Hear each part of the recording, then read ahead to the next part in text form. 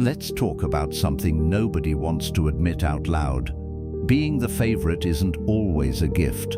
Sometimes it's a job. You know this person. Maybe you were this person. The one who got praised first, forgiven fastest, held to a different standard than everyone else in the house. The one whose report card got framed. The one whose mistakes got quietly explained away while a sibling's identical mistake became a lecture. From the outside, it looks like luck. It looks like being chosen, but almost nobody stops to ask what that child had to become in order to stay chosen. Because favoritism is rarely loud. It's rarely a parent saying it out loud. It's quieter than that. It's a look of pride that only shows up after a good grade. It's being introduced as the smart one, or the gifted one, or the one who's going to make it before you're even old enough to have a personality of your own. It's noticing, without anyone ever saying it, that love in this house comes a little easier when you perform. And somewhere in a child's mind, without any words for it yet, something clicks. If I keep being the best, I get to keep being loved. That's not vanity, that's survival, dressed up as ambition. So the child adapts. Grades go up, achievements pile up, every trophy, every compliment, every "we're so proud of you" gets filed away in the brain as proof. This works, keep doing this. Psychologists have a term for the pattern underneath it: conditional positive regard. Love and approval that show up reliably, but only after performance. And the tragic part is the child never experiences it as conditional. Over time, the achievements stop being things the child does. They start becoming who the child is. Not "I got good grades," but "I am the smart one." Not "I made my parents proud today," but "I am the reason this family looks good." That's the shift almost nobody warns you about. A role, repeated enough times, quietly turns into an identity. And here's what rarely gets talked about.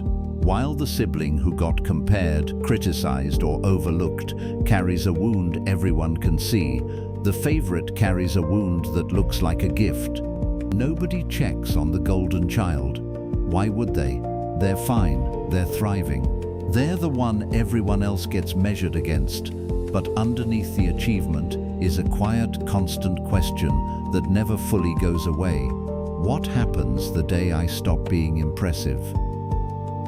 This is where it gets complicated in adulthood. The favorite becomes the adult who can't rest without guilt, because rest doesn't produce anything to be proud of. They become the one who hears neutral feedback as failure, because criticism doesn't just sting, it threatens the entire identity built on being the good one. They become someone who struggles to ask for help, because needing help was never part of the role they were handed. And they become someone who feels a strange, confusing grief around their own parents, grateful for the love, but quietly aware that some of it was never fully about them at all. And this is the part that's hard to say out loud, so most people never do. Sometimes the favorite starts to resent the very praise they used to crave, not because they didn't want the love, because somewhere along the way they start to suspect it was never unconditional to begin with. It was a contract they never signed but have been honoring their entire life. This shows up everywhere once you know what to look for. In relationships where they can't fully relax into being loved without performing for it. Still achieving, still impressing, still earning their place with people who never once asked them to. In friendships where being the reliable one or the successful one feels less like a compliment and more like a role they're quietly terrified of losing. In private, where success doesn't feel like relief, it just feels like the bar moving slightly higher.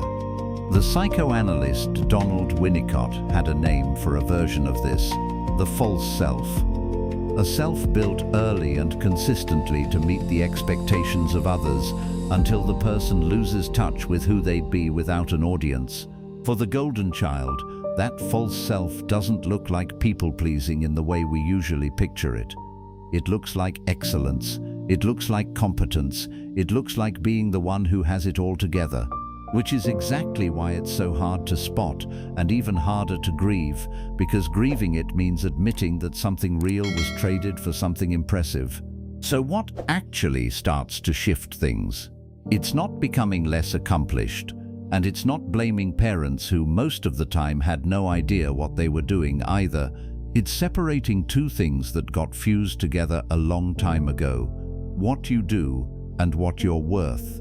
It's slowly learning that you were never actually supposed to earn your place in that family or in any room you walk into.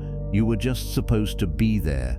If you were always the favorite, you didn't get chosen because you were more lovable than everyone else. You got assigned a role and you played it well. Maybe too well, and the most honest, most uncomfortable, most necessary thing you can do now isn't proving you still deserve the title. It's finally asking who you were before you needed one.